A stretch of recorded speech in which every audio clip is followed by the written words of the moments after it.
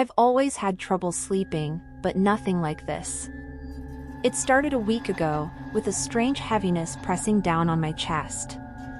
I couldn't move or scream. My eyes would open, but my body stayed frozen. At first, I thought it was just sleep paralysis, a weird trick of the mind. But then I saw it. On the first night, a shadowy figure stood in the corner of my room, its eyes glowing a deep, sinister red. I tried to convince myself it was a nightmare, but the terror felt too real. Each night, the figure got closer, and I could feel its presence growing stronger. It wasn't just a dream. It was something evil. By the third night, the demon was standing at the foot of my bed, whispering in a language I couldn't understand. Its voice was low and guttural, sending chills down my spine. I knew I had to do something before it could harm me. I spent the next day researching sleep paralysis and demonic entities. Everything I read said I needed to banish it before it became too powerful. I had only a week. The thought made my stomach twist with fear. How could I fight something I couldn't even touch? The next night, I set up a video camera, hoping to catch proof of what I was experiencing.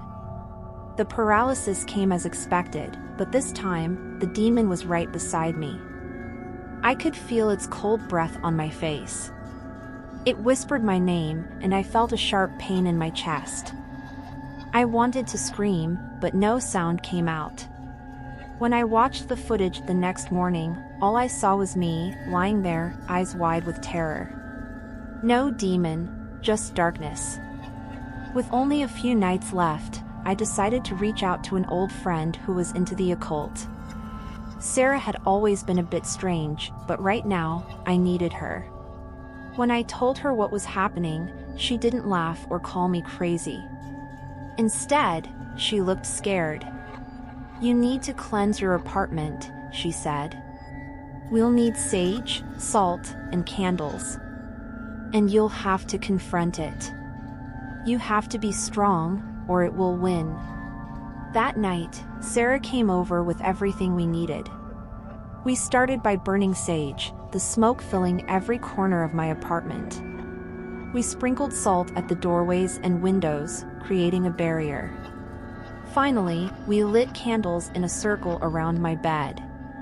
The whole place smelled like herbs and smoke, but I felt a glimmer of hope. As the night wore on, I lay in bed, waiting for the paralysis to take hold. It did, but this time, I was ready. The demon appeared, more solid than ever, its eyes burning with hatred. It snarled and lunged at me, but I focused on the candles and the protective circle. I recited the words Sarah had taught me, my voice shaking but determined.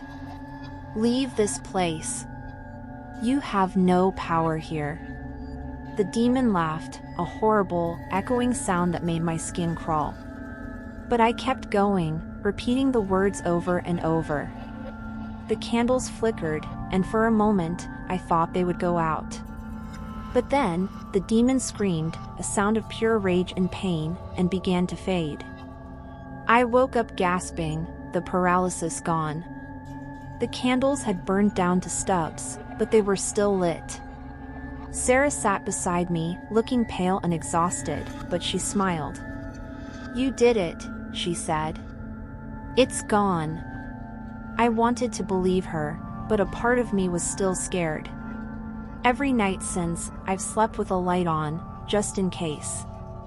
The apartment feels different, lighter somehow, but I can't shake the memory of those red eyes and that awful voice. I know I faced the demon and won, but I'll never forget the darkness it brought into my life. And I'll always wonder if it's truly gone, or just waiting for another chance to return.